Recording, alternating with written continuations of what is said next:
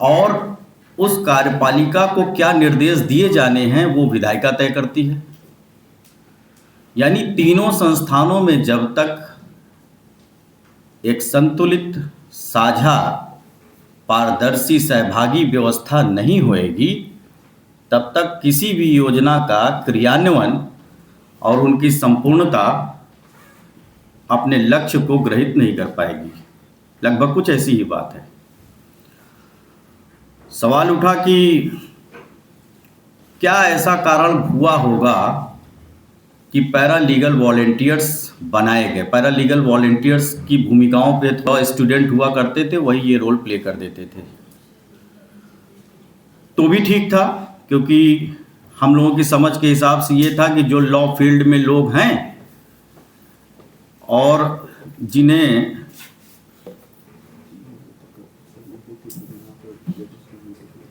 अच्छा,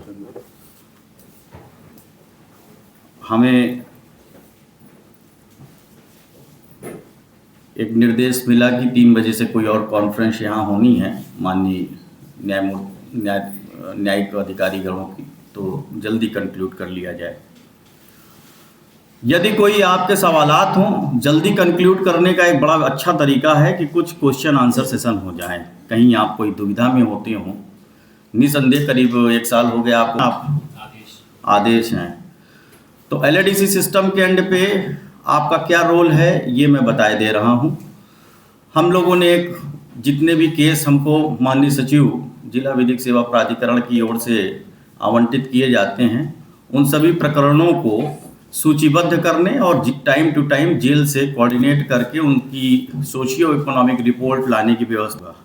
और अगर आप में से नहीं मिला है तो इस बात को माननीय सचिव महोदय के सामने रख दिया जाएगा। तो एक परिचय पत्र होना जरूरी है, क्योंकि कई दफ़ा हम ही से पूछ लिया जाता है हम कौन, और हम अपना कोई अधिकार पत्र नहीं दिखा पाते, तो थोड़ा सा एक विषम परिस्थिति जनरेट हो जाती है। अगर आपके कुछ सवालात हों, आपकी कोई जानकारी हो जो आप साझा करना चाहें तो ठीक, नहीं तो मैं आपसे कुछ जानना चाहता हूं कि मैं ये जानना चाहता हूं कि नालसा के पैटर्न इन चीफ कौन होते हैं, कोई बता पाएगा? आपकी जो सबसे प्रमुख कार्यदायी संस्था है वो है NALSA, national legal services authority, chief justice of India, ठीक है ना। नालसा के जो पैटर्न ऑफ चीफ, जो आपके प्रमुख अभिभावक हैं इस पूरे मुहिम के, वो है नालसा के पैटर्न इन चीफ। इस समय माननीय सूर्यकांत जी हैं, तो पैटर्न ऑफ चीफ वो हो गए। चूँकि नालसा के अपने कार्यपालक अध्यक्ष होते हैं, जो भी सीनियर मोस्ट होते हैं वही होते हैं, तो ऑनरेबल विक्रमनाथ जी हैं शायद। सालसा में इसी प्रकार से बंसाली साहब हमारे जो है पैटर्न इन चीफ हैं, और उनके जो इस समय सीनियर मोस्ट में हैं कार्यपालक अध्यक्ष के रूप में एक नोटिफिकेशन आया, अभी मैंने देखा तुरंत। इसी प्रकार से जिला विधिक सेवा प्राधिकरण डीएल से यहाँ के पैटर्न चीफ एक तरह से हमारे जो चेयरपर्सन हैं, तो माननीय जनपद सत्र एवं जिला एवं सत्र न्यायाधीश महोदय हैं। आप तमाम लोगों में से एक छोटी सी जानकारी मैं चाहूँगा कि जिला एवं सत्र न्यायाधीश में जिला न्यायाधीश का क्या रोल है और सत्र न्यायाधीश का क्या रोल है, ये थोड़ा मैं डिस्टिंग्विश करना चाह रहा था। कोई अगर मुझे एक्सप्लेन कर सके तो। एनीवन? क्योंकि आप एक लीगल फ्रेम में काम कर रहे हैं, इसलिए मोटी मोटी लॉ की बारीकियां आपको जानना चाहिए। हाँ बताएं, कोई कह रहे थे कुछ?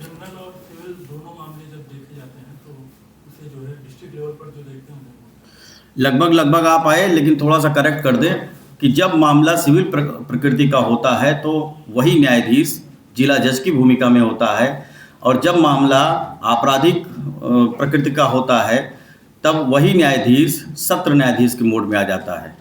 तो जिला एवं सत्र न्यायाधीश का ये जो अंतर है, ये हमें हमेशा ध्यान रखना चाहिए। आप लोग दोनों मामलों में जाते हैं, अब आपकी ज़्यादातर जो भूमिका है वो फील्ड में है, यानी कि यहाँ से निकल के कोई रिपोर्ट लानी हुई, कोई प्रोबेशन हाउस पे तैनात होगा, कोई सबके कार्यभार अलग होंगे, निश्चित तौर पे सबके कार्यभार अलग होंगे। उस कार्यभार के करने की स्थिति परिस्थिति में यदि कोई कठिनाई किसी को आ रही हो, ज़्यादातर हमारी कुछ बहनें हैं जो प्रोबेशन हाउस में डिप्यूटेड है, उनके सामने कुछ दिक्कतें आई थी, ऐसा कुछ सुनने को मिला था। तो अगर कार्य के संदर्भ में कोई दिक्कतें आती हों, कोई बात हो, तो उसको उठाया जाए। ये मंच और ये मासिक मंथली ये मीटिंग जो ऑर्गेनाइज की गई है इसी प्रोस्पेक्ट में है कि हम लोग आपस में कुछ साझा कर लें। ढेरों वो चीज़ें हैं जो हम लोग तो चूंकि इस समय कोर्ट प्रमाइसेस में मैक्सिमम टाइम दे रहे हैं, 8 घंटे लगभग यहीं बीत जा रहे हैं, बाहर नहीं निकल पा रहे हैं। तो बाहर की अगर कोई भी व्यवस्था अव्यवस्था ऐसी आपको प्रतीत होती है जो यहाँ उठाई जानी ज़रूरी है तो उसे उठाया जाना चाहिए। तालुका बेस पे भी जा रहा है तो तहसील में, इसको टालसा भी बोलते हैं हम लोग, तहसील विधिक सेवा प्राधिकरण भी गठित होने जा रहा है। तो वहाँ तक इसको, तो ये हमारी पंचायती राज की व्यवस्था की अवधारणा है। हम ये चाहते हैं, भारत का लोकतंत्र ये चाहता है कि सबसे नीचे बैठा हुआ हमारा जो मुखिया है वो स्ट्रेंथन हो अपने डिसीजंस को ले सकने में। अब अगर हमारा पीएलवी, हमारा जो अधिकार मित्र है, अगर उसे अपने अधिकार के बारे में नहीं पता है तो वो दूसरे के अधिकार के बारे में कैसे। तो हमारा जो पहला फोकस होना चाहिए, हमें टू द पॉइंट एक ऐसा सेशन जनरेट करना चाहिए कि हम सबसे पहले अपने अधिकार जान सके, राइट टू इंफॉर्मेशन एक्ट से लेके जो मोटे मोटे हैं कि हम क्या चीज़ जान सकते हैं। क्योंकि होता क्या है कि जो भी आदमी काली कोट या सफ़ेद कोट पहनता है तो उससे जनता जनार्दन की ये अपेक्षाएं जुड़ जाती हैं लगभग कि ये हमसे ज़्यादा समझदार हैं और वो ये मान के चलता है कि वकील साहब को सब आता है। तो उसके इस अनुमान को हमको गलत भी नहीं साबित होने देना है और कोशिश ये करनी है कि हम उसके हर जिज्ञासा को शांत कर सकें। क्योंकि यहाँ पे सभी नवोदित साथी बैठे हैं, हम सभी लोग साथ काम कर रहे हैं। इसमें एक बड़ा अच्छा नाम है रोनित जी, इनके काम से मैं थोड़ा सा 2 मिनट वाकिफ़ कराना चाहूँगा कि जिला विधिक सेवा प्राधिकरण से पिछले 2 वर्षों से मैं इनको जुड़ा हुआ महसूस कर रहा हूँ और निस्वार्थ इन्होंने बहुत अच्छा कार्यक्रम चलाया जिसकी धूम जो है लगभग पूरे जिले में है। इसी क्रम में हमारे डिप्टी है श्री लवलेश जी और गौरव जी, इन्होंने भी बहुत अच्छा काम किया है और हमारे 2 साथी और हैं, अखिलेश, 3 हैं, अखिलेश जी और धनंजय जी और एक हमारी बहन हैं। तो एलएडीसी सिस्टम का काम आप जान ही रहे हैं। एलएडीसी सिस्टम केवल गरीब गुरबों के लिए है, जिनका कोई नहीं उनका एलएडीसी सिस्टम है। अब ये कोई नहीं का कॉन्सेप्ट कहाँ से आया? जब 2 पक्ष होते हैं तो एक विक्टिम होता है, एक आरोपी होता है। तो विक्टिम को तो तुरंत स्टेट मिल गया क्योंकि दिख रहा है कि उसका सर फटा है, भले उसने सडन प्रोवोकेशन का काम ही किया हो। तो अभी चूंकि ट्रायल, अभी न्याय की एक प्रक्रिया चलनी बाकी थी, तो प्राइमा फेसिस ये मान लिया गया कि वो विक्टिम है और विक्टिम है तो उसके केस को रिप्रेजेंट पब्लिक प्रोसिक्यूटर कर रहे हैं। लेकिन लंबे समय तक ये महसूस किया गया कि जिसको जेल में डाल दिया 323, 504, 506 जो कंपाउंडेबल ऑफेंस था, जो तुरंत खत्म हो जाना चाहिए, जिसे तुरंत बेल मिल जाना चाहिए, लेकिन चूंकि उसका कोई पैरोकार नहीं था इसलिए वो अपनी निर्दोषता साबित नहीं कर सका, अपने बारे में कोई बात नहीं रख सका। तो पता चल रहा है वो एक ऐसे ऑफेंस में लंबे समय से पड़ा है जो कि बिल्कुल सामान्य प्रकृति का था। ऐसे में पब्लिक डिफेंडर का कॉन्सेप्ट आया और तब जो है इस कॉन्सेप्ट के तहत ये महसूस किया गया कि जेल में जो निरुद्ध डिस्बर्स कराया है, छुड़ाया है, तो उसमें से आप मान के चलिए कि मोर देन 60% केसेस एक्विटल हुए हैं। तो अगर माननीय न्यायालय ने पूरे ट्रायल करने के बाद उन्हें एक्विटल किया तो इसका मतलब है कि वो अपने समय में निर्दोष रहे होंगे। ये प्रिज्यूम्ड फैक्ट है। तो अगर ये प्रिज्यूम्ड फैक्ट है तो ये तो तय हो गया कि अगर यह सिस्टम ना होता, न्याय के ये हाथ ना होते, आज हमारे पास ढेरों ऐसे अभी भी पेंडिंग पड़ी हैं क्योंकि हमारे पास स्टाफ की कमी है। तो सोशियो इकोनॉमिक कई दफ़ा ये होता है कि हम लिख के देते हैं सचिव महोदय को, सचिव महोदय उसको डीपीआरओ प्रोबेशन ऑफिसर से कॉल करा, जिसको भी बेल के स्टेज पे जिसको भी छोड़ा जाना कोर्ट ने अनिवार्य किया था। अब आप यूँ समझिए कि ऑनरेबल हाई कोर्ट ने अभी लेटेस्ट एक मामले में हम लोगों को संज्ञान भी लिया उन्होंने कि उन्होंने ऑर्डर कर दिया और 7 महीने से वो महिला जेल में है। क्यों है? बेल हो गई है। बात को समझिए, ये बेसिक लॉ है, ये आपको समझना पड़ेगा, इस कॉन्सेप्ट को समझना पड़ेगा, इससे आप बच नहीं पाएंगे। अगर आप पैरा लीगल वॉलंटियर हैं तो लीगल वर्ल्ड आपके साथ जुड़ गया और जब जिसके साथ लीगल वर्ल्ड जुड़ गया उसके लिए मैंडेटरी है कि लॉ का बेसिक इंफॉर्मेशन उसके साथ इनबिल्ड रहे। तो अब उस महिला को 7 महीने से जेल में निरुद्ध रखा गया। कारण क्या था कि उसके पास श्योरिटीज नहीं थे। अब ये किसकी लापरवाही है? स्टेट की लापरवाही है। अगर माननीय न्यायालय ने आप 1 घंटे भी बेल होने के 1 घंटे बाद भी कोई जेल में नहीं रहना चाहता है। तो उसकी सोशियो इकोनॉमिक बैकग्राउंड की अगर रिपोर्ट आ जाती है तो उसमें कम से कम ये प्रेयर कर ली जाती है उसकी। भाई कई दफ़ा ये हम लोगों ने तो बहुत करीब से महसूस किया है कि ढेरों ऐसे मुलजिमान होते हैं जिनसे मिलने उनके घर वाले नहीं आते 2-2 ढाई-ढाई साल से। उसके कई अपने इत्तेफाक, अपने कारण अलग होते हैं, उन कारणों में हमें नहीं जाना, लेकिन इस कारण से कि उससे कोई मिलने नहीं आ रहा है, उसका कोई पैरोकार नहीं है, तो क्या उसे जेल में रखा जाना, निरुद्ध किया जाना तर्कसंगत है? और अगर ये तर्कसंगत नहीं है तो इसी को तार्किक प्रक्रिया के तहत एग्जीक्यूट करने के लिए पैरा विधिक स्वयंसेवकों का गठन किया गया है। क्यों? क्योंकि हमें भी एक हेल्पिंग हैंड चाहिए, और आप वही हेल्पिंग हैंड हैं जो जिस विभाग में जाए और अपना पैर जमा दे। अंगद की तरह आप पूछना शुरू करिए कि आखिर क्यों इनको नहीं छोड़ा गया अभी तक। हमारे पास ढेरों ऐसे मामले आते हैं जिसमें हम लोग विवश हो जाते हैं अपनी कार्यशैली के तहत, क्योंकि मैक्सिमम टाइम तो यहाँ पे ऑनरेबल कोर्ट को फेस करने में चला जाता है। अब पता चला कि कोई कर्नल थाने में है, उसका कोई वकील नहीं, उसको ज़बरदस्ती निरुद्ध कर रखा है। तो कम से कम अगर हमारा पैरा लीगल वॉलंटियर फास्ट है और उसे लीगल नॉलेज है और लीगली वो क्वेश्चन आंसर कर सकता है, क्योंकि एक दरोगा को हैंडल करना बहुत जटिल काम है, क्योंकि उनकी ट्रेनिंग कॉन्सेप्ट्स अपने तरीके के हैं।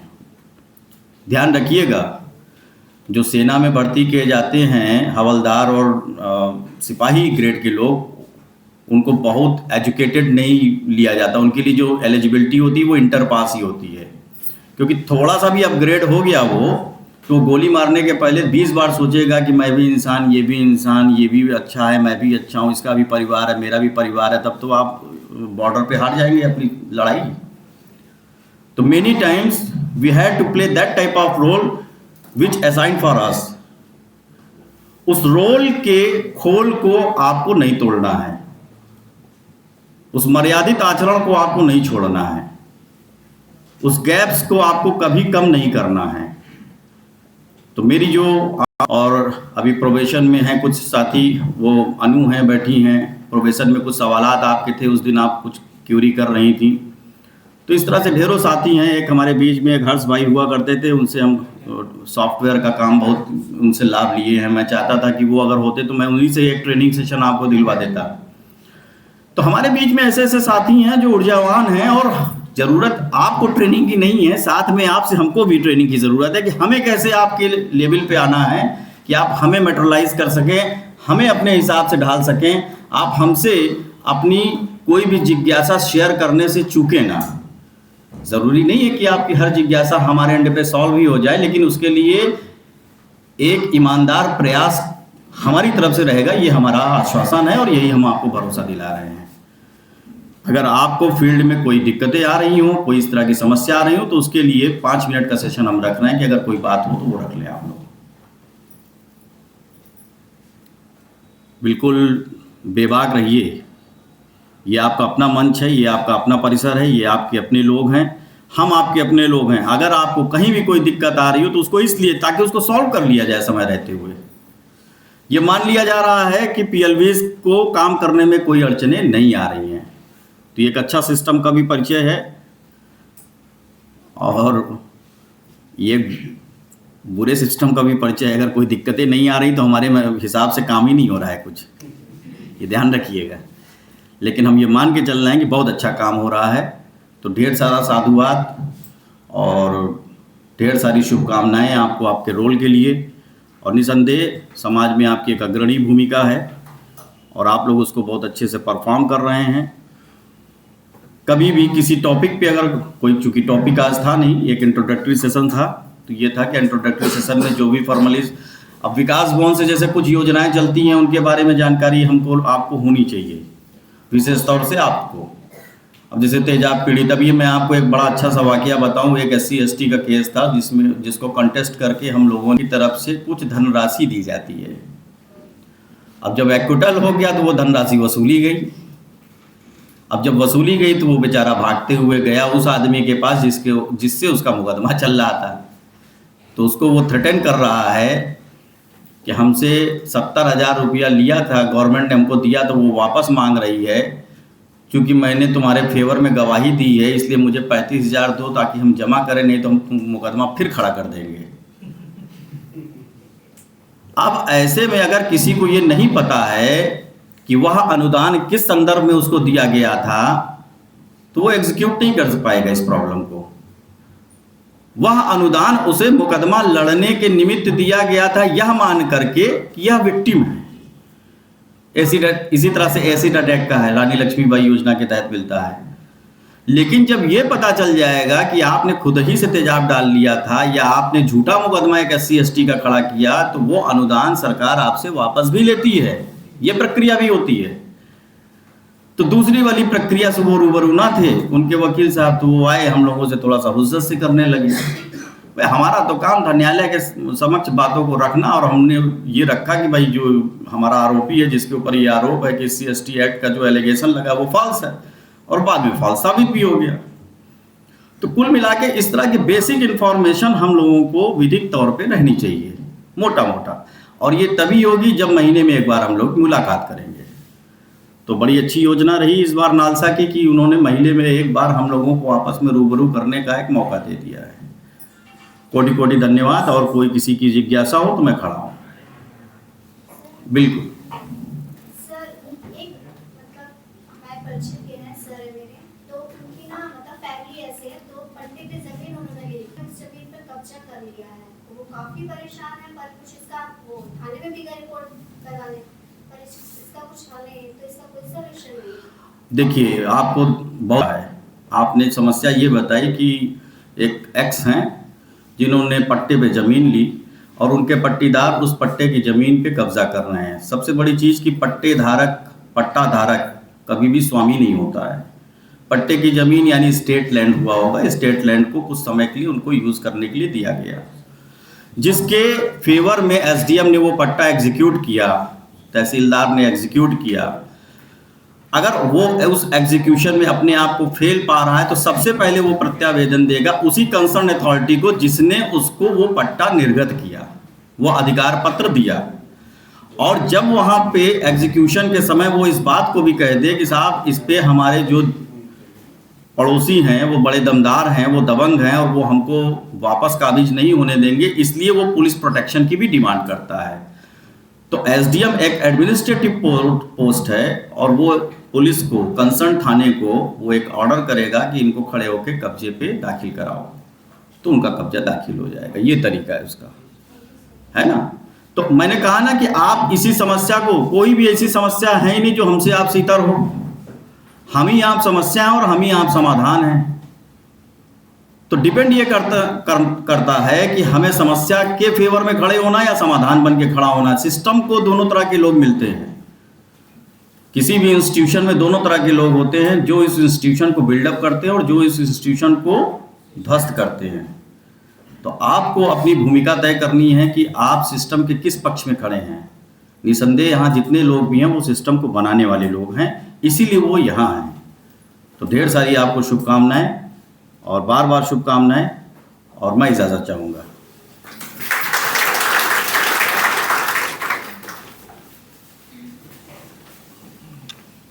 बहुत बहुत धन्यवाद सर।